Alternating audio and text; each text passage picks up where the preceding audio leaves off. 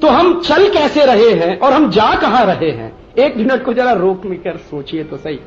बाहर बनी हुई कोई भी टेक्नोलॉजी, बाहर बनी हुई कोई भी मशीन हमेशा हमारे जरूरत की होगी, यह बिल्कुल सच नहीं है।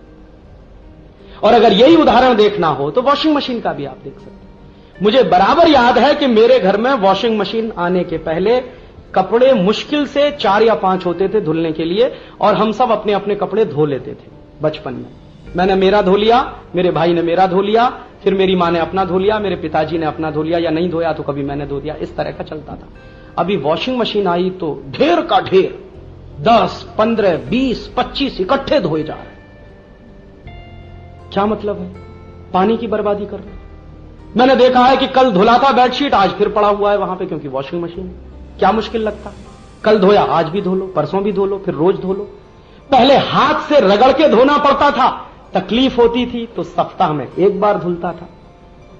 अभी तो वॉशिंग मशीन है, इसलिए तकलीफ कुछ नहीं होने वाली है। पानी डालना, ये करना, वो करना, डाल दो, हो गया, बात खत्म हो गई। फिर एक नया संकट हमारे घर में है। संकट ये कि अभी फिर कभी कभी ऐसा भी हो जाए कि कोई दाग पड़ गया है तो वो छूटता नहीं है, तो वॉशिंग मशीन में दो, फिर दूसरी मेहनत करो उस पर, छूटती नहीं रहा, लगातार मेहनत में लगे हुए, तो 2 गुना हमने देखा परिश्रम होने लगा। फिर अभी तो आप जाइए कहीं, आप तलाशिए, काम करने वाली बाई चाहिए तो पूछती है वॉशिंग मशीन है घर में, रेफ्रिजरेटर है आपके घर में, सर्फ मिलेगा आपके घर में, ये मिलेगा, तब तो काम करने के लिए तैयार है, नहीं तो जयराम जी की। पहले हम धोते थे, मेहनत करते थे, थोड़ी एक्सरसाइज होती थी, बार बार जब हाथ लड़कते हैं तो ये एल्बो की एक्सरसाइज होती थी। अभी मान लीजिए मुझे यहां गठिया हो जाए, रिमेटिक आर्थराइटिस हो जाए, तो डॉक्टर कहेगा भाई इसको बार बार चलाओ। अब मैं तो चला ही रहा हूं उसको कपड़ा धोने के लिए, तो आपने वो मेरा चलाना बंद करके वॉशिंग मशीन खड़ी करवा दी। अब मुझे रूमेटिज्म होना है, तो फिर डॉक्टर कहेगा चलाओ इसको, चलाओ इसको, चलाओ इसको। बचपन में स्कूल चला जाता था पैदल पैदल, शरीर भी अच्छा रहता था, स्वास्थ्य भी अच्छा रहता था। अभी 9th में पढ़ने वाले हर विद्यार्थी के पास बाइक दिखाई देती है, या तो मोटरसाइकिल है या तो स्कूटर है, तो बाइक से चल रहे हैं और 40 साल की उम्र में हार्ट अटैक के शिकार हो रहे हैं। जब हार्ट अटैक आ जाएगा तो डॉक्टर साहब की पहली ही एडवाइस कि अभी पैदल चलिए, तो पहले ही पैदल चलते रहते तो हार्ट अटैक क्यों आता आपको?